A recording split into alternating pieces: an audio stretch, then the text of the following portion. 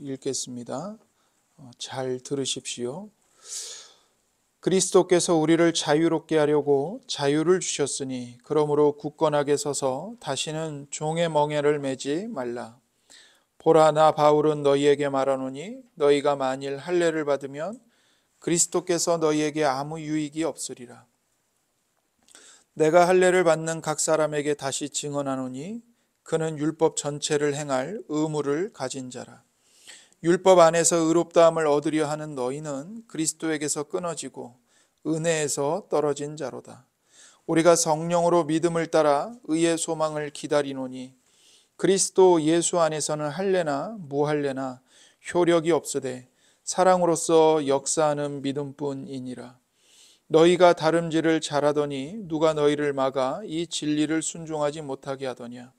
그 권면은 너희를 부르신 이에게서 난 것이 아니니라. 적은 누룩이 온 덩이에 퍼지느니라. 나는 너희가 아무 다른 마음을 품지 아니할 줄을 주 안에서 확신하노라. 그러나 너희를 요동하게 하는 자는 누구든지 심판을 받으리라. 형제들아, 내가 지금까지 할례를 전한다면 어찌하여 지금까지 박해를 받으리요. 그리하였으면 십자가의 걸림돌이 제거되었으리니 너희를 어지럽게 하는 자들은 스스로 베어버리기를 원하노라. 아멘. 이는 살아계신 하나님의 말씀입니다. 오늘도 우리에게 말씀하시는 하나님께 감사합니다. 여러분은 예수님을 믿고 자유를 얻으셨습니까? 아니면 자유를 빼앗기셨습니까? 이것은 매우 중요한 질문입니다. 이 질문에 대해서 우리가 어떻게 대답하는가 하는 것이 우리가 믿음을 제대로 이해하고 있는가를 시험하는 시금석이 되기 때문입니다. 그러니까 예수님을 믿어서 내가 정말 진정한 자유를 누리고 있는지, 아니면 예수님을 믿는 것 때문에 오히려 구속을 받고 억압당하고 있다고 느끼는지, 이것이 우리가 믿음을, 십자가 복음을 제대로 알고 있는가, 이해하고 있는가를 시험하는 시금석이 되는 것입니다. 많은 사람들이 예수님을 믿지 않습니다. 왜 안 믿죠? 여러 가지 이유가 있겠지만 그중 하나 큰 이유를 이야기하자면 자유를 빼앗길까 봐입니다. 예수님을 믿으면 더 이상 내가 하고 싶은 것 못하고 하기 싫은 것 억지로 해야 되는 그런 구속을 받는 상태가 되기 때문에 예수를 믿지 못하겠다고 말하는 겁니다. 그런데 이것은 기독교 신앙에 대해서 매우 큰 오해를 하고 있는 것입니다. 엄청난 오해를 예수님과 복음과 기독교에 관해서 하고 있는 거죠. 여러분, 갈라디아 교회에 위기가 닥쳤습니다. 그 위기는 바로 이 예수님 안에서 누리는 자유에 관한 위기인 겁니다. 갈라디아 사람들은 분명히 예수님을 믿고 자유를 얻었고 자유를 누리는 자들이 되었습니다. 그런데 지금 그 자유를 다시 빼앗기게 된 겁니다. 빼앗길 위기에 처한 겁니다.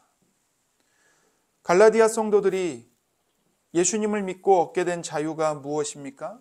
그 자유를 어떻게 그들이 누릴 수 있었습니까? 바울 사도가 지금 이 질문에 대해서 복음으로 답을 하고 있는 겁니다. 그래서 갈라디아서 전체를 통해서 예수님을 믿는 그리스도인, 성도, 기독교인이 누리는 자유가 무엇인가, 이것을 이야기하고 가르치고 있는 것입니다. 그래서 갈라디아서를 가리켜 기독교인의 자유의 헌장이라고 부르는 것이죠. 그렇게 갈라디아서를 부릅니다. 자유의 헌장이라고. 자, 우리가 보통 자유라고 말할 때 이 자유의 의미를 명확하게 알아야 합니다. 왜냐하면 모든 사람이 자유를 이야기하고 자유가 중요하다고 얘기하지만 그 말하는 자유의 의미가 다 차이가 있기 때문입니다. 여러분, 사람들이 일반적으로 생각하는 자유는 뭘까요? 성경에서 말하는 자유와 매우 차이가 큽니다. 사람들이 일반적으로 생각하는 자유는 왜곡된 자유입니다. 그 왜곡된 자유를 한마디로 하면 이겁니다. 간섭하지 마. 이거예요. 사람들이 주장하는, 사람들이 갈망하는 왜곡된 자유의 개념은 간섭하지 말라는 겁니다. 혼자 있게 내버려 두라는 겁니다. 내 마음대로 하도록 놔두라는 겁니다. 이거는 지극한 개인주의, 무한 이기주의를 드러내는 자유의 개념이죠. 나만 좋으면 됩니다. 다른 사람들이 어떻게 느끼든, 다른 사람들에게 어떤 영향이 미치든 전혀 상관하지 않습니다. 무한 이기주의입니다. 그래서 사람들이 말하는 자유는 결국 자신들을 옭아매는 하나님으로부터 자유롭고 싶다는 겁니다. 그걸 선언하는 것이고 그걸 추구하는 거죠. 현대인들은 다 이런 자유의 개념에 익숙해져 있습니다. 그래서 현대인들이 자유라고 할 때 그 자유는 자연히 하나님을 대적하는, 진리를 대적하는 반기독교적인 입장으로 가게 되는 겁니다. 그래서 그들에게 기독교는, 그리고 신앙은, 성경 말씀은 언제나 나를 구속하는 것이고 나를 옭아매는 올무일 뿐인 거예요. 그러나 중요한 것은 이런 자유의 개념은 결코 본래적인 자유가 아닙니다. 다시 말해 하나님이 창조하시면서 주신 본래적인 자유가 아닙니다. 그리고 성경이 말하는 참된 자유도 아닙니다. 이건 다 인간이 아담 안에서 타락하여 만들어낸 왜곡된 자유일 뿐입니다. 하나님이 주신 자유를 자기의 타락한 마음대로 망가뜨린 자유인 거예요. 그래서 우리는 성경이 말하는 참된 자유가 무엇인지를 알아야 합니다. 성경이 가르치는 자유는 무엇인가? 그것은 바로 예수 그리스도 안에서의 자유입니다. 즉 그리스도 안에서의 자유입니다. 그러니까 그리스도 안에서라는 한정어가 있는 거예요. 그래서 우리는 어디서 자유를 누립니까? 그리스도 안에서만 참된 자유를 누리는 겁니다. 근데 많은 사람들이 그 그리스도 안에서만 이라는 그 한정하는 그 말 때문에 그거는 자유를 구속하는 거 아니냐 이렇게 생각을 하는 거죠. 그러나 여러분 이걸 생각해 보세요. 물고기에게 진정한 자유는 무엇입니까? 물고기를 물 밖에 꺼내서 땅바닥에 놓는 게 물고기에게 참된 자유인가요? 그 물고기를 하늘로 던져서 하늘을 날게 하는 게 자유인가요? 그건 자유가 아닙니다. 그거는 죽음입니다. 물고기에게 자유란 물 안에 있을 때 마음껏 헤엄치며 다니는 자유인 거죠. 이와 똑같습니다. 물고기가 물을 떠나서 누릴 수 있는 자유는 없습니다. 땅에서 살아갈 자유가 물고기에게 있거나 하늘을 날 때 물고기가 자유롭다거나 이거는 자유가 아닙니다. 이건 오히려 물고기를 가두는 것이고 죽이는 거죠. 여러분, 하나님은 사람을 창조하시되 하나님의 형상을 따라 창조하셨습니다. 사람은 하나님 안에서 살아갈 때 비로소 사람으로서 숨을 쉴 수 있고 사람으로서 모든 가능성을 실현하고 온전한 사람으로 자유를 누리며 살아갈 수 있는 겁니다. 물고기에게 물이 자유의 공간이듯이 사람에게는 창조주이신 하나님, 우리를 위해 피 흘려 죽으시고 부활하여 우리를 구원하신 예수 그리스도, 그 삼위일체 하나님 안에 있을 때 그것이 우리의 자유의 공간이고 영역인 겁니다. 그래서 하나님 안에서만 사람은 비로소 사람으로서 존재하고 살아가게 되는 거예요. 그러나 그 사람이 죄를 범했습니다. 본성이 타락했어요. 그러면서 그 본성이 죄를 향해 기울어지고 굽어져 버렸습니다. 그래서 더 이상 사람은 하나님을 좋아하지 않습니다. 하나님과 함께 있을 때 숨을 쉬는 게 아니라 죄 때문에 하나님 앞에 서면 인간은 공포를 느끼고 숨을 쉴 수가 없는 겁니다. 그래서 하나님 안에서 살아가려고 하지를 않습니다. 그걸 너무나도 싫어합니다. 그래서 하나님을 벗어나는 것이 자유라는 생각을 하기에 이른 거죠. 그래서 사람은 하나님으로부터 벗어나 버렸습니다. 그러나 그 벗어남은 해방이나 자유가 아니라 물을 떠난 물고기처럼 오히려 죽음이고 억압이고 소외이고 상실이었습니다. 그 벗어남의 결과로 인간에게 어떤 운명이 주어졌죠? 죄와 죽음과 마귀와 고통의 종으로 사로잡혀 버린 겁니다. 결코 자유할 수 없는 감옥에 갇힌 그런 종, 노예가 되어버린 거죠. 그래서 인간은 죄와 죽음과 마귀의 종이 되었습니다. 예외 없이 저도 그렇고요, 여러분도 그렇고 우리 모든 사람들이 다 그런 노예가 되어버린 겁니다. 그래서 이것을 바울 사도가 에베소서에서 이렇게 말하는 거예요. 에베소서 2장 1절 2절입니다. 그는 허물과 죄로 죽었던 너희를 살리셨도다. 그때에 너희는 그 가운데서 행하여 이 세상 풍조를 따르고 공중의 권세 잡은 자를 따랐으니 곧 지금 불순종의 아들들 가운데서 역사하는 영이라. 보십시오. 우리는 허물과 죄로 죽었던 자들입니다. 다시 말하면 죄와 죽음과 공중의 권세 잡은 마귀에게 사로잡힌 종들이었다는 겁니다. 그런데 그리스도 안에서 우리에게 참된 자유가 주어진 겁니다. 왜 그리스도 안에서의 자유를 성경이 강조할까요? 왜 그리스도 안이라는 것을 강조할까요? 그것은 예수 그리스도의 인격과 사역을 통해서만 우리가 그 죄의 종노릇하는 자리에서 해방되었고 자유하게 될 수 있기 때문입니다.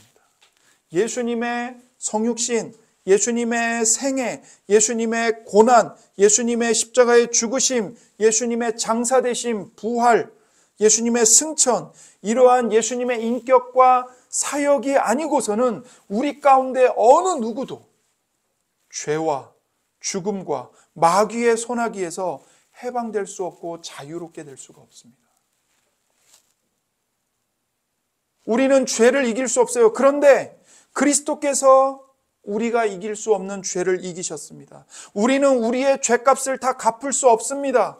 그러나 예수님은 우리의 모든 죄값을 보상하시고 죄의 형벌인 죽음을 죽으심으로써 정복하셨고 부활하심으로써 우리가 벗어날 수 없는 권세를 가진 마귀의 권세를 짓밟아 이기셨습니다.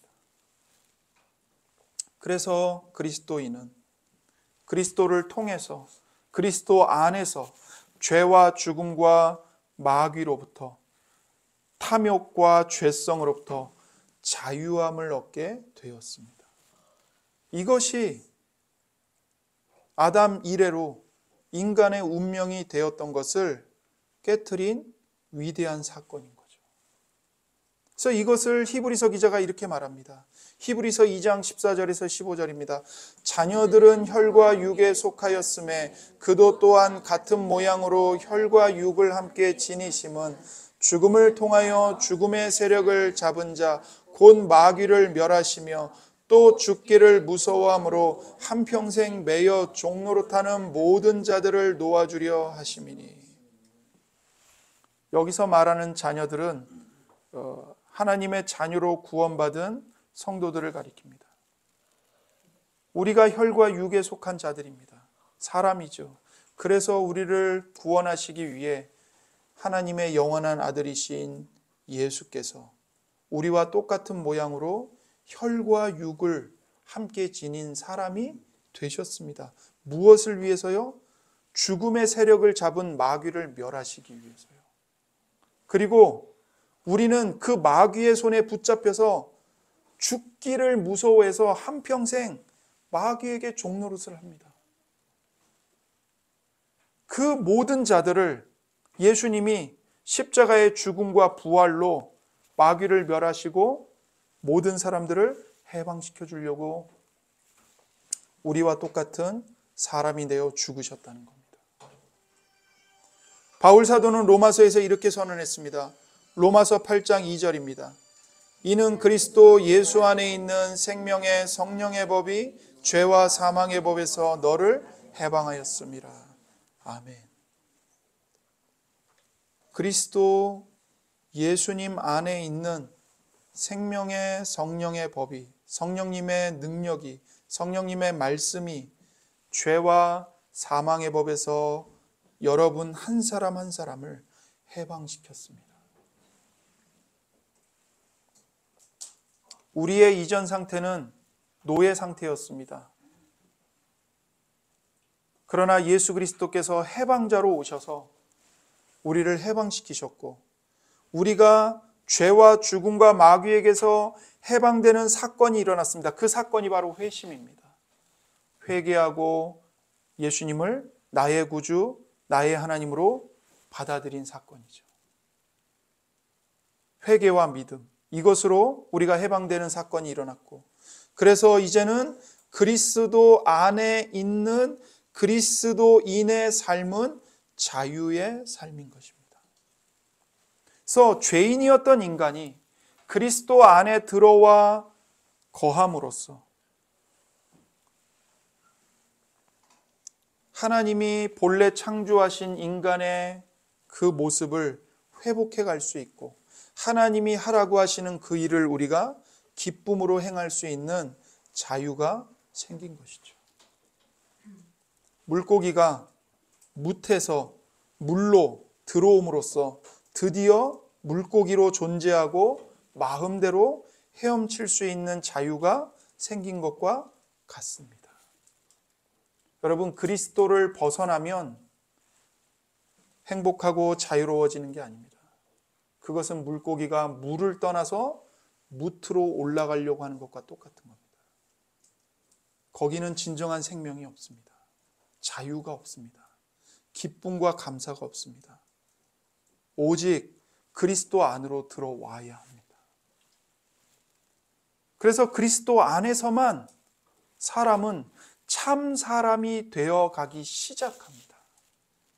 그 전에 그리스도 밖에 있을 때 우리는 스스로 참 사람이라고 생각했을지 몰라도 우리의 의식과 생각, 감정, 마음과 태도, 동기와 목적, 그 모든 뿌리가 전부 심하게 왜곡되어 있어서, 병들어 있어서 참 사람으로서 의식과 생각과 마음과 태도를 가지고 살 수가 없었습니다.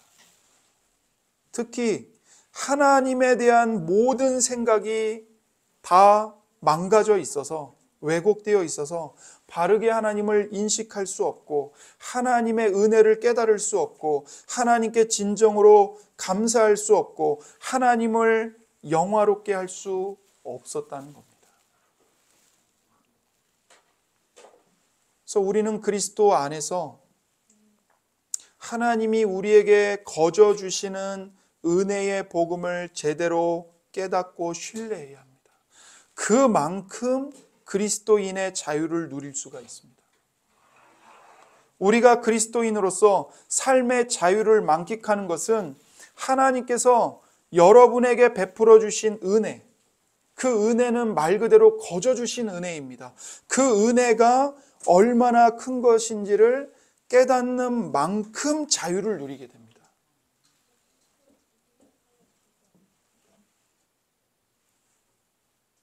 여러분, 찬송가 404장 가사가 무엇인지 아시죠? 그 찬송가 404장에 우리에게 베풀어 주신 하나님의 사랑, 하나님의 은혜가 얼마나 큰지를 묘사를 합니다. 찬송가 404장입니다. 하늘을 두루마리 삼고 바다를 먹물 삼아도 한없는 하나님의 사랑 다 기록할 수 없겠네. 하나님의 크신 사랑 그 어찌 다 쓸까? 저 하늘 높이 쌓아도 채우지 못하리. 하나님 크신 사랑은 측량다 못하며 영원히 변치 않는 사랑 성도여 찬양하세. 우리가 어떤 말로 하나님의 사랑을 표현하며 어디에다가 하나님의 그 한없는 사랑을 다 쓸 수가 있겠습니까? 시편에서도 그 하나님은 은혜를 가리켜서 주의 인자하심이 하늘에 있고라고 말합니다. 하나님의 은혜는 끝이 없고 무궁합니다. 그러나 우리는 유한한 인간이에요. 이성의 한계가 있습니다. 감성의 한계가 있어요. 그래서 우리가 알고 경험하게 되는 하나님의 은혜는 지극히 작은 것에 불과합니다. 하나님의 은혜를 알고 깨닫고 경험하면 자기 자신의 존재로부터 정말 해방되고 자유하게 됩니다. 그전에는 우월감 아니면 열등감에 사로잡혀서 교만함으로 살아갑니다. 그저 내 자아를 실현하고 내가 원하는 것을 성취하는 그게 인생의 전부인 줄로 알고 거기에 종로로 타며 살아가죠. 그러나 예수님을 만나면 예수님 안에서 나 같은 죄인에게 베풀어 주시는 하나님의 은혜가 하늘보다 바다보다 우주보다 더 크다는 것을 인식하게 되면, 깨닫게 되면 나 자신으로부터 자유롭게 되는 자유를 경험하게 됩니다. 그러면서 비로소 내가 아닌 다른 사람을 사랑할 자유를 경험하게 되는 거예요. 그 하나님의 은혜를 맛볼 때 우리는 비로소 하나님을 예배하고 하나님을 섬기고 하나님의 계명을 지키며 순종하는 것이 무거운 멍해가 아니라 진정한 자유라는 것을 깨닫게 됩니다. 그래서 하나님의 은혜를 맛보며 살아가는 사람은 하나님의 눈치를 보지 않습니다. 이러다가 매 맞는 거 아니야? 이러다가 언젠가 혼나지? 그렇게 눈치를 보며 억지로 신앙생활하지 않아요. 다른 사람들의 시선에 올가매지 않습니다. 자원함으로 하나님의 말씀을 순종하고 신앙을 따라 삽니다. 하나님의 은혜가 그런 자유와 사랑하는 삶을 가능하게 합니다. 즉 하나님의 은혜가 아니면 우리는 절대로 사랑할 능력을 가질 수 없습니다. 기껏 사랑한다고 해도 다른 사람의 시선 때문에 혹은 내 이기적인 동기 때문에 사랑하는 척 할 뿐인 겁니다. 진정한 사랑이 아니죠.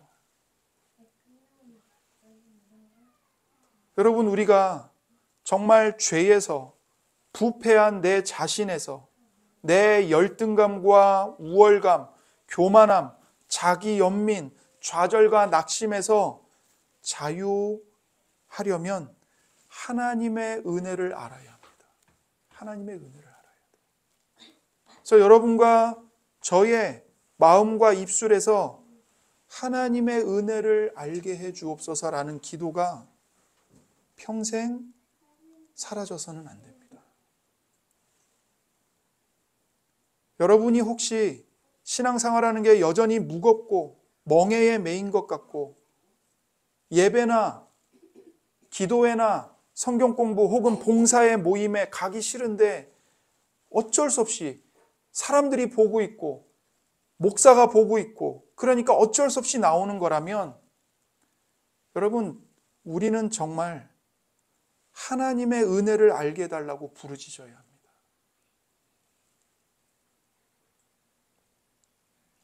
그래서 하나님의 은혜를 알면요, 내 환경, 나의 가난함, 나의 부요함, 나의 병든 것, 내가 건강한 것, 내가 나이가 젊은 것, 나이가 너무 많은 것, 그런 거 상관없이 모든 상황에서 자유를 누리게 됩니다. 바울 사도는 이것을 자족함이라고 말했습니다. 자족함. 하나님의 은혜를 알면 죄의 욕구에서 풀려나 하나님을 사랑하는 욕구를 표출할 수 있는 자유를 또한 얻게 됩니다. 죄를 이길 수 있는 힘은 저와 여러분의 의지의 강도가 아닙니다.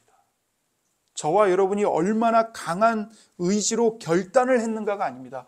저와 여러분이 죄를 이기고 사랑하도록 선택을 하는 그 힘을 주는 것은 하나님의 은혜밖에 없습니다. 그러니 우리는 하나님의 은혜를 알게 해달라고 부르짖어야 합니다. 여러분, 여러분과 저에게는요, 이미 우리가 그것을 인식하고 있든 못하든 예수 그리스도 안에서 하나님이 거저주시는 모든 은혜의 부요함을 우리가 누리고 있습니다. 우리가 그걸 모를 뿐입니다. 예수님을 믿는다는 것은 하나님이 거저주시는 은혜의 복음을 이미 선물로 받았다는 말입니다. 그래서 예수님을 믿는 사람은요, 하나님의 은혜를 받았고 받고 있고 경험할 수 있는 사람이에요. 그 은혜 안에 있습니다. 하나님의 은혜를 알고 경험하지 못한 사람이 예수님을 믿는다고 하면 그것은 거짓말입니다.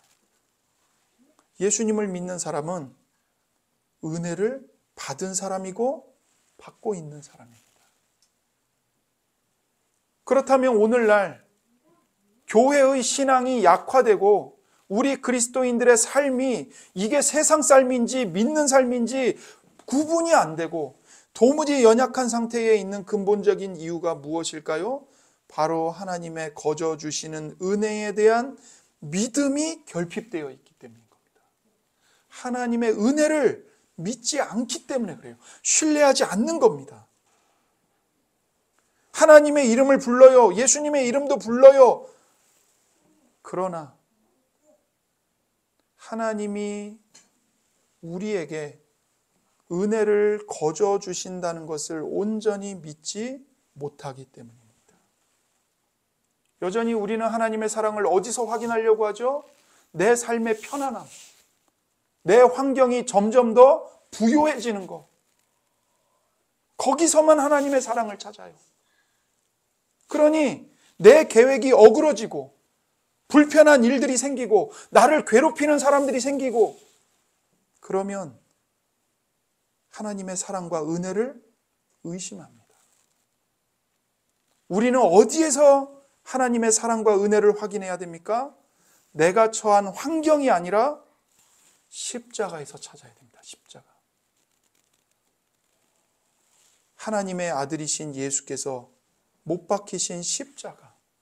그 십자가를 믿음으로 바라볼 때 내 환경이 어떠하든 내가 지금 어떤 상황에 처해 있든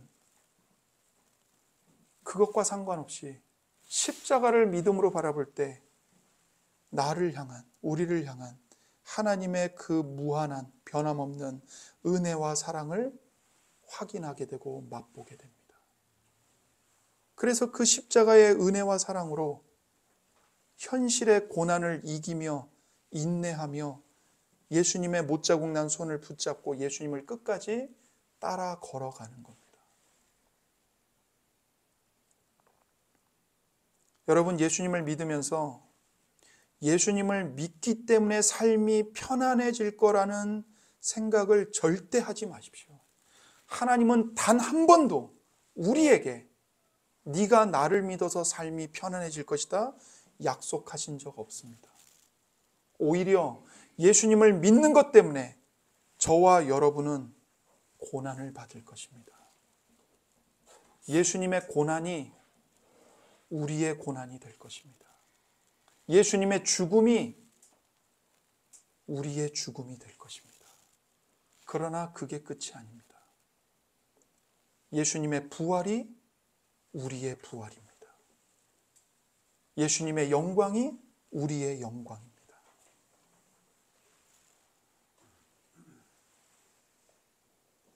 그래서 우리가 정말 예수님을 닮아가고 예수님의 제자로 살아가고 가난함 속에서도 하나님과 이웃을 섬기는 삶을 살고, 이것은 오로지 하나님의 은혜에 대한 믿음으로만 이루어지는 삶입니다. 그래서 우리는 복음을 통해 하나님의 은혜와 믿음을 바르게 깨닫고 이해해야만 그리스도인으로서 경건한 삶을 살 수 있고 거룩한 삶을 살아갈 수 있는 거죠. 그러나 이 은혜의 복음을 가르치지 않기 때문에 우리 안에서 경건한 성장을 보지 못하는 것입니다. 기억하십시오. 하나님은 절대로 공포로 여러분을 다스리시지 않습니다. 은혜와 사랑으로 여러분을 이끄십니다. 은혜는 부드럽습니다. 어쩔 때 은혜는 별 힘이 없는 것 같습니다. 그러나 은혜가 제대로 우리의 심령과 우리의 삶에 들어오면 은혜는 반드시 우리를 변화시킵니다. 은혜는 사람을 변화시키는 최고의 힘이요 하나님의 능력입니다. 그래서 은혜는 우리 안에서 참된 경건과 사랑의 능력을 자라나게 합니다. 은혜를 대항해서요, 그것을 막을 수 있는 힘은 없습니다. 여러분을 평생 괴롭히는 죄가 무엇입니까?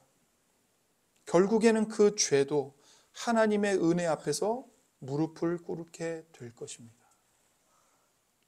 은혜가 성도의 삶의 주도적인 원인이 되고 힘이 되어야 합니다. 교회도 마찬가지입니다. 은혜가 교회의 주도적인 힘이 되어야 합니다. 돈이 아닙니다. 숫자가 아닙니다. 세상의 힘이 아닙니다. 은혜야말로 그리스도인을 그리스도인답게, 교회를 교회답게 변화시킵니다. 그래서 우리 모두는 오직 하나님의 은혜를 통해서만 자유를 누리게 됩니다. 그리고 그 속에서 그리스도인들로서 점점 성화되어져 가는 삶을 살아가게 됩니다. 그래서 은혜로 말미암아 누리는 자유가 없으면 참된 성화도 존재하지 않습니다, 여러분. 그런데 바울 사도는 이런 은혜에서 떨어지는 삶이 있다고 지적합니다. 지금 갈라디아 교회 성도들이 그 자유에서 다시 종 노릇하는 자리로 돌아가고 있다고 지적을 하는 거예요. 1절을 보십시오. 그리스도께서 우리를 자유롭게 하려고 자유를 주셨으니 그러므로 굳건하게 서서 다시는 종의 멍에를 매지 말라. 분명하게 말하죠. 여기 보면 자유라는 말이 2번 반복돼요. 하나는 동사로, 하나는 명사로입니다. 그리스도께서 우리를 자유롭게 하려고 자유를 주셨다. 2번이나 반복해요. 굉장히 중요한 겁니다. 지금 갈라디아 사람들은 그리스도 안에서 분명히 자유를 얻었는데 그 자유를 다시 빼앗기고 종의 멍에를 매는 자리로 돌아가려고 하고 있다고 지적하고 있는 겁니다. 왜 이렇게 될까요? 하나님의 은혜를 버리면 이렇게 됩니다. 은혜의 복음이 행위의 복음으로 둔갑하면 이렇게 되는 겁니다. 여러분, 우리의 본성은 타락해서 늘 은혜가 아닌 행위로 우리를 끌고 갑니다. 왜 그럴까요? 하나님의 은혜 앞에서는요, 내 모든 주장과 권리가 다 사라져 버립니다. 하나님의 은혜인데 제가 할 말이 뭐가 있어요? 감히 뭘 주장할 수 있어요? 은혜인데, 거저받았는데 이건 내 겁니다, 이건 내가 한 거예요, 그렇게 자랑하고 나를 주장할 수 있는 게 뭐가 있어요? 아무것도 없어요. 하나님 은혜 앞에 서면.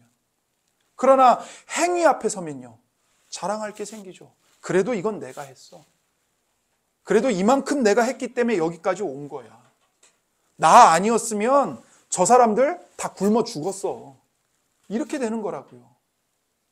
내 덕분에 너희들 쌀밥 먹고 사는 거야. 제가 좀 투박하게 말하지만 이렇게 되는 거라고요. 그러니까 사람들이 은혜를 싫어해요. 왜요? 자기를 자랑하고 자기를 내세우고 자기를 주장하는 맛으로 살아야 되는데 은혜 앞에서 뭘 주장할 수 있어요? 그러니까 은혜를 싫어하는 거예요. 행위로 돌아가 버리는 거예요. 여러분, 2절부터 4절을 보십시오. 보라, 나 바울은 너희에게 말하노니 너희가 만일 할례를 받으면 그리스도께서 너희에게 아무 유익이 없으리라. 내가 할례를 받는 각 사람에게 다시 증언하노니 그는 율법 전체를 행할 의무를 가진 자라. 율법 안에서 의롭다함을 얻으려 하는 너희는 그리스도에게서 끊어지고 은혜에서 떨어진 자로다. 아멘입니다. 보십시오. 할례를 받는 자가 나와요. 근데 그 사람은 어떤 사람이에요? 모든 율법을 행할 의무를 가진 자예요. 그리고 율법 안에서 의롭다함을 받으려고 하는 사람이에요. 그래서 은혜에서 떨어진 삶의 직접적인 표지는 할례를 받는 겁니다. 물론 우리는 더 이상 할례를 안 받아요. 그러면 이 할례가 우리에게 주는 의미는 뭘까요? 다시 자기 행위로 하나님께 인정받으려고 하는 것입니다. 여기서 할례를 받는다는 건 우리가 유대인들처럼 또 할례를 행한다는 그런 뜻이라기보단 우리에게는, 그러니까 갈라디아 사람들은 할례를 받으려고 했죠. 그러나 오늘 우리는 할례를 더 이상 받지 않잖아요. 그럼 이건 우리에게 어떻게 적용이 되겠어요? 하나님의 은혜를 저버리고 다시 자기 행위와 자기를 자랑하는 자리, 자기를 신뢰하는 길로 가버리는 것, 그걸 가리키는 거예요. 나 아니면 교회 안 돼. 나 아니면 우리 가정 안 돼. 나 아니면 우리 공동체는 안 돼. 이걸로 가려고 하는 거라고요. 그래서 갈라디아 교회에 들어온 이 거짓 교사들이 너희가 할례를 받아야 된다. 그래야 구원이 확실해진다. 그 말에 속아 넘어가서 이 갈라디아 성도들이 할례를 받는다면 그들은 은혜에서 떨어지는 자들이 된다는 겁니다. 다시 모든 율법을 행할 의무를 가진 자들이 돼버리는 것이고 율법 안에서 의롭다함을 받으려는 사람이 돼버리는 거예요. 다시 말해 하나님의 은혜로 의롭다함을 받는 자가 아니라 율법의 모든 계명을 남김없이 완벽히 다 지켜야만 의롭다함을 받는 자로 하나님 앞에 선다는 거죠. 이게 3절의 의미입니다. 3절, 내가 할례를 받는 각 사람에게 다시 증언하노니 그는 율법 전체를 행할 의무를 가진 자라. 여러분, 우리가 나를 신뢰하고 내 행위를 자랑하려고 하는 길로 가게 되면 우리에게는 어떤 의무가 주어져요? 율법 전체를 행해야 의인으로 인정받을 수 있는 의무가 주어지는 겁니다. 그러나 우리 가운데 율법을 전체를 완전하게 행해서 의롭다함을 얻을 수 있는 사람이 누가 있습니까? 아무도 없습니다. 물론 여러분과 저에게 잘 아는 한두 가지는 있을 수 있어요. 그래도 내가 이 계명은 잘 지킨 것 같아. 그런데 나머지 계명들은요? 다 지켰다고 말할 수 있을까요? 하나님이 그렇게 인정해 주실까요? 그럴 수 없어요. 그래서 우리는 내 행위로 하나님 앞에 나아가려고 하는 순간, 나를 신뢰하여 하나님 앞에 나아가려고 하는 순간 어떤 자들이 돼요? 그리스도에게서 끊어져서 저주를 받는 자들이 되는 겁니다. 2절에 말하죠. 너희가 만일 할례를 받으면 그리스도께서 너희에게 아무 유익이 없으리라. 할례를 받는다면, 즉 여러분 자신의 행위를 의지하고 앞세우려고 한다면 그리스도께서는 여러분에게 아무 유익이 없습니다. 여러분은 그리스도와 아무 상관이 없는 사람들입니다.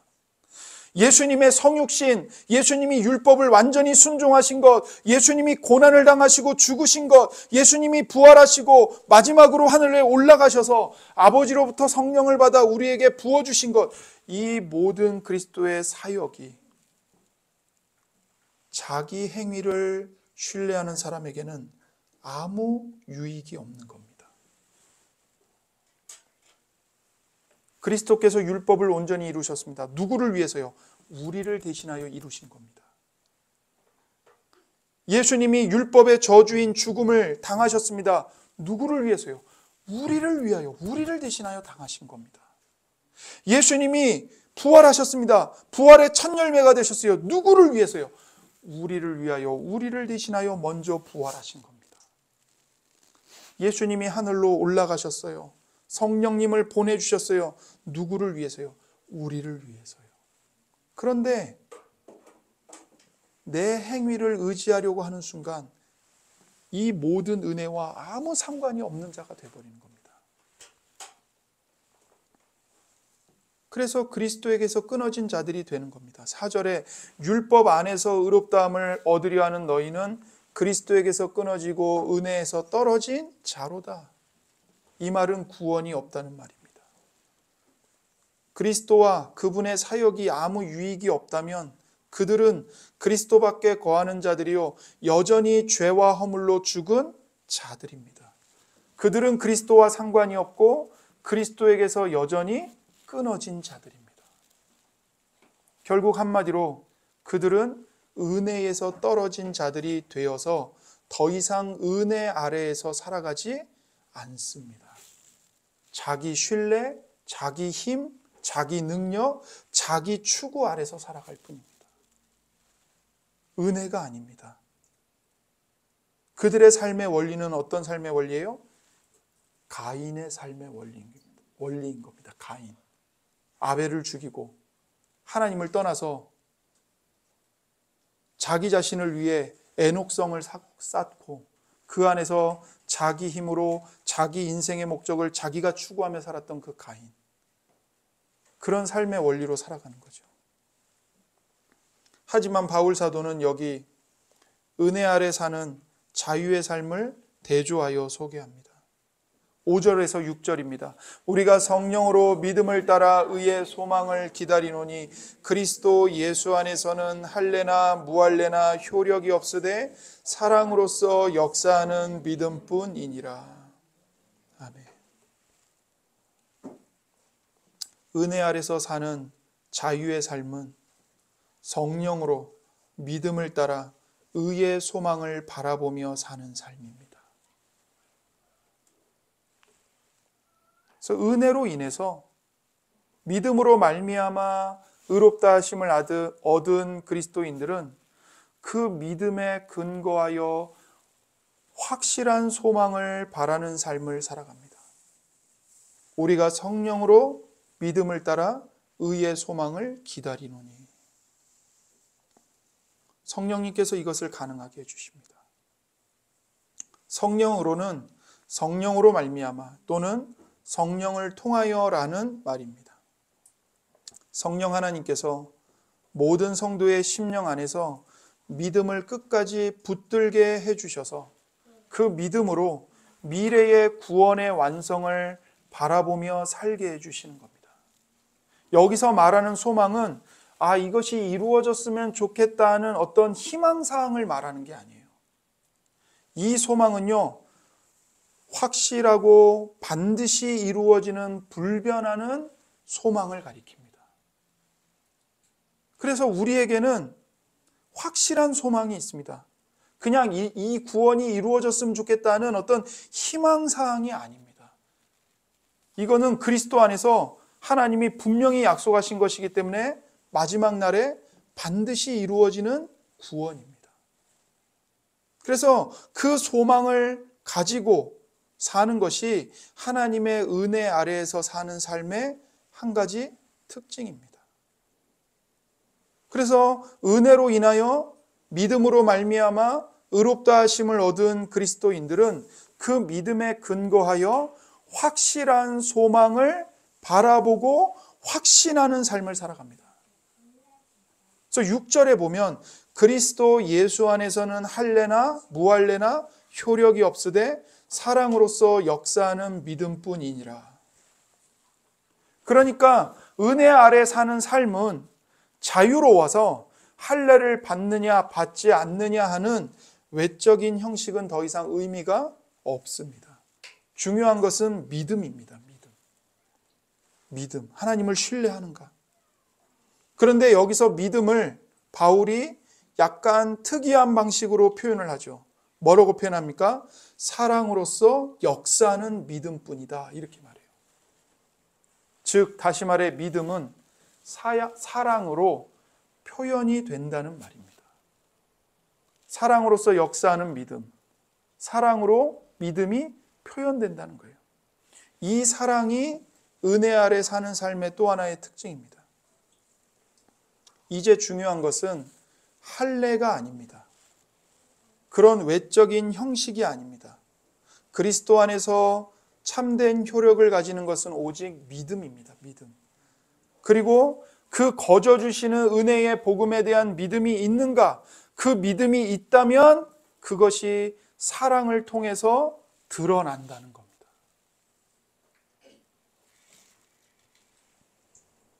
그래서 이런 은혜 아래 사는 삶을, 그러니까 참된 자유인의 삶을 산다는 것은 하나님의 은혜 아래서 하나님의 은혜를 신뢰하는 믿음으로, 그리고 그 믿음은 서로를 사랑하는 삶의 모습으로 드러나게 된다는 거죠. 이게 은혜 아래서 사는 참 자유를 누리는 삶입니다. 이 그리스도인의 자유와 관련해서는 이제 5장 이후에서 계속 바울이 설명을 할 겁니다. 우리가 계속 그 말씀을 보면서 이제 상세하게 살펴보도록 하겠습니다. 자, 이제 이런 은혜 아래 사는 삶, 즉 참된 자유인의 삶을 무너뜨리는 존재가 있다고 바울은 경고합니다. 갈라디아서 5장 7절입니다. 너희가 다름질을 잘하더니 누가 너희를 막아 진리를 순종하지 못하게 하더냐. 갈라디아 교회의 위기가 바로 이것이었습니다. 갈라디아 교회 성도들은 신앙생활을 마라톤 경주에 비교할 때 경주를 잘 하고 있었어요. 근데 거짓 교사들이 들어와서 거짓 복음을 가르쳤습니다. 그러자 더 이상 진리에 순종하는 삶을 살지 못하도록 가로막아 버린 겁니다. 그들이 잘 달리고 있는 경주에 장애물을 두어서 넘어지게 만든 거죠. 여러분, 이게 교회를 무너뜨리는 무서운 것입니다. 여러분, 부도덕한 행위보다 더 무섭게 하나님의 교회를 무너뜨리는 것은 바로 거짓된 가르침, 잘못된 가르침입니다. 교회 역사 속에서 그 거짓된 가르침의 핵심은 언제나 오직 믿음을 부인하는 것이었습니다. 그래서 믿음이 무너지면요, 은혜가 무너집니다. 은혜가 무너지면 교회가 무너집니다. 그러니까 예수님을 믿는 거에다가 항상 뭘 덧붙이는 거예요. 어떤 조건, 어떤 행위, 어떤 외적인 모습, 그거를 이신칭의에 계속 섞어 넣는 겁니다. 그러나 그 믿음이 무너지면 은혜도 설 자리가 없습니다. 은혜는 본질상 믿음에 상응하는 개념이지 율법의 행위와는 함께할 수 없는 개념입니다. 은혜는 자격 없는 죄인이 믿음 하나로 하나님께로부터 받아 누리게 된 의롭다 하심을 얻은 죄사함의 복입니다. 하나님의 자녀됨의 권세입니다. 영원토록 주와 함께 왕노릇할 보장을 받은 것입니다. 은혜로 받은 거죠. 그래서 우리는 우리가 믿는 믿음의 내용을 분명히 붙잡아야 합니다. 그냥 믿사오니가 아니라 우리가 믿는 복음이 무엇인지, 우리에게 거저 주시는 은혜의 내용이 무엇인지를 분명히 알고 깨닫고 경험해야 합니다. 여기에 은혜가 찾아옵니다. 이것이 무너지면 교회는 다 무너집니다. 교회를 무너뜨리는 것은 마치 적은 누룩이 온 밀가루 덩이에 퍼지는 것처럼 무섭게 영향을 미치게 됩니다. 9절 말씀입니다. 적은 누룩이 온 덩이에 퍼지느니라. 바울 사도는 고린도전서 5장 6절에서 이 9절과 동일한 말씀을 했는데 거기서는 죄악된 행위를 가리켜 말했어요. 그러나 여기서는 지금 잘못된 가르침을 경고하고 있는 것입니다. 바울 사도가 이렇게 교회를 무너뜨리는 악한 영향력을 지금 누룩으로 비유하고 있는 거예요. 근데 이때 바울 사도가 염두에 두고 있는 것은 아마도 출애굽기 12장 15절의 말씀일 것입니다. 출애굽기 15장 15절 너희는 이레 동안 무교병을 먹을지니 그 첫날에 누룩을 너희 집에서 제하라. 무릇 첫날부터 일곱째 날까지 유교병을 먹는 자는 이스라엘에서 끊어지리라. 이스라엘 백성들이 출애굽을 하면서 유월절을 지키고 무교절 기간을 지키는데 그 기간 동안에 집안에서 뭘 없애라고요? 누룩을 없애라고요. 누구든지 누룩을 먹는 자는 이스라엘에서 끊어질 것이다. 하나님이 엄하게 경고하는 겁니다. 이거는 죽을 거라는 말입니다.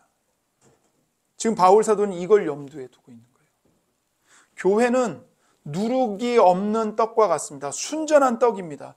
그러나 그 교회 안에 잘못된 거짓된 가르침들이 들어오고 거짓된 교리들이 들어옵니다. 그게 처음에는 누룩처럼 아주 작습니다. 별거 아닌 것처럼 보여요. 그러나 그 전염력은 너무나 빠릅니다. 교회를 다 집어삼킵니다. 교회를 무너뜨리는 거예요. 여러분, 하나님의 말씀을 가르치지 않는 교회를 한번 상상해 보십시오. 목사가 성경 본문을 읽어놓고는 본문을 정확하게 그 의미를 강설하지 않고 목사가 하고 싶은 말만 한다고 생각해 보세요. 네? 나라가 어떻다느니, 정치가 어떻다느니, 그 교회는 빠른 속도로 타락하게 됩니다. 왜냐하면 그 빈자리를 세상의 헛된 말들이 차지하게 되기 때문입니다. 그래서 교회를 이렇게 무너뜨리도록 만든 것이 잘못된 가르침이라면 결코 그것은 하나님께로부터 나온 것일 수가 없습니다. 갈라디아서 5장 8절을 보십시오. 그 권면은 너희를 부르신 이에게서 난 것이 아니니라. 분명하게 말합니다. 그 권면은, 그 말들은 너희를 부르신 이 하나님에게서 나온 것이 아니다. 아닙니다. 교회를 무너뜨리는 자들은 사람들을 요동하게 합니다. 그리고 어지럽게 하는 자들입니다. 10절과 12절 말씀입니다. 나는 너희가 아무 다른 마음을 품지 아니할 줄을 주 안에서 확신하노라. 그러나 너희를 요동하게 하는 자는 누구든지 심판을 받으리라. 너희를 어지럽게 하는 자들은 스스로 베어버리기를 원하노라. 아멘. 그 거짓말을 퍼뜨리는 자들은 어떤 자들이라고요? 너희를 요동하게 하는 자. 너희를 어지럽게 하는 자들. 이렇게 말합니다. 12절에 너희를 어지럽게 한다는 말은 국가를 전복시킨다고 할 때 쓰는 단어입니다. 반역을 일으킬 때, 테러를 일으키는 겁니다. 교회를 완전히 뒤집어 엎는다는 매우 강력한 경고이고 표현인 거죠. 무엇이 이렇게 교회를 뒤집어 놓습니까? 잘못된 가르침이 그렇게 하는 겁니다. 그리고 이렇게 하는 사람들의 운명은 분명합니다. 그들은 주 예수님의 날에 심판을 받을 것입니다. 10절에 말하죠. 그러나 너희를 요동하게 하는 자는 누구든지 심판을 받으리라. 예수님이 오셔서 가만두시지 않겠다는 겁니다. 그러면서 바울 사도는 말하죠. 몸에서 살을 베어내는 할례를 그토록 강조하는 그 거짓 교사들이 오히려 교회로부터 베어냄을 당해야 한다고 말합니다. 12절에서 그렇게 말하죠. 너희를 어지럽게 하는 자들은 스스로 베어버리기를 원하노라. 그들이 교회에서 잘려져 나가야 한다는 겁니다.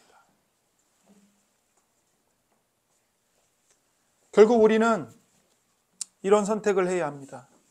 할례의 복음을 말하고 들을 것인가, 아니면 십자가의 복음을 말하고 들을 것인가 하는 것입니다. 그걸 선택해야 합니다. 할례의 복음은 교양과 도덕, 올바른 삶보다 나은 삶을 강조하는 메시지입니다. 이것은 인간의 자존심을 결코 건드리지 않을 뿐 아니라 세워주기까지 합니다.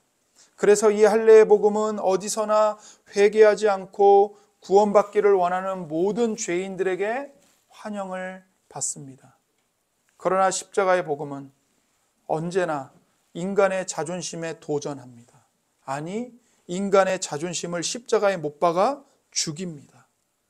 십자가의 복음은 절대로 아첨하지 않습니다. 사람들의 귀를 시원하게 긁어주는 말을 하지 않습니다. 그렇기 때문에 사람들이 싫어하고 심지어 핍박을 받습니다. 이것이 죄인이며 소망이 없으며 하나님의 진노 아래 있다고 말하기 때문입니다. 인간은 죄인입니다. 소망이 없습니다. 하나님의 진노 아래 있습니다. 십자가 복음이 그것을 말하기 때문에 핍박을 받을 수밖에 없는 이유인 거죠. 그래서 사도 바울은 11절에서 자기가 만일 할례를 전했다면 핍박을 받아야 할 이유가 없었다고 말합니다. 11절에 형제들아 내가 지금까지 할례를 전한다면 어찌하여 지금까지 박해를 받으리요 그리하였으면 십자가의 걸림돌이 제거되었으리니. 만약에 바울이 할례의 복음을 전했다면 십자가의 걸림돌도 없었을 것입니다. 십자가는 걸림돌입니다. 이 걸림돌이라는 말은요, 헬라어로 스칸달론입니다. 스칸달론. 그런데 이 스칸달론에서 스캔달이 나왔습니다. 영어 단어 스캔달. 스캔달은 결코 좋은 이야기가 아니잖아요. 그러니까 바울 사도가 복음을 전했던 그 당시에는 십자가라는 말 자체가요, 금기어였습니다. 금기어. 로마 세계에 사는 사람들에게 십자가라는 말 자체가 혐오감을 주는 말이었습니다. 그래서 로마 시민들은 서로 십자가를 말하는 것조차 금기시했습니다. 그런 십자가에서 그리스도가 죽으셨습니다. 복음을 전하는 것은 십자가에 달리신 그리스도를 전하는 것입니다. 십자가가 빠진 복음은 복음이 아닙니다. 그래서 십자가와 복음은 스캔들, 걸림돌인 겁니다. 여러분과 저는 어떻게 하나님 앞에서 의롭다 하심을 얻으셨습니까? 교회 봉사 때문입니까? 직분 때문입니까? 분명한 결단을 했기 때문입니까? 세례를 받았기 때문입니까? 교회의 회원이 되었기 때문입니까? 만일 우리가 하는 어떤 것에 의해서 의롭다함을 받으려고 한다면 그것이 아무리 작은 문제라도 우리는 은혜 아래서 자유를 누리는 것이 아닙니다. 오히려 종의 자리로 돌아가는 겁니다. 신앙은 경주입니다. 특히 마라톤 경주와 같습니다. 이 긴 구간을 달려갈 때 많은 변수들이 있습니다. 많은 장애물들이 있습니다. 하나님이 여러분에게 거저 주시는 은혜를 깨닫고 그 은혜를 알고 그 은혜를 맛보면서 살아가시기를 바랍니다. 하나님께 부르짖으십시오. 여러분, 우리의 구원은 보장되었습니다. 확실한 구원입니다. 그렇기 때문에 우리는 확실한 소망 중에 그날을 기다리면서 그 은혜 아래에서 사랑으로 우리의 믿음을 표현하며 살아갈 것입니다. 이런 은혜를 여러분과 저에게 아낌없이 주시기 위해 하나님의 영원한 아들이신 예수 그리스도께서 십자가에서 자기 몸을 버리셨습니다. 우리를 사랑하사 우리를 위하여 십자가에 자기 몸을 버리신 그리스도 앞에 나아오십시오. 이 시간 함께 기도하겠습니다.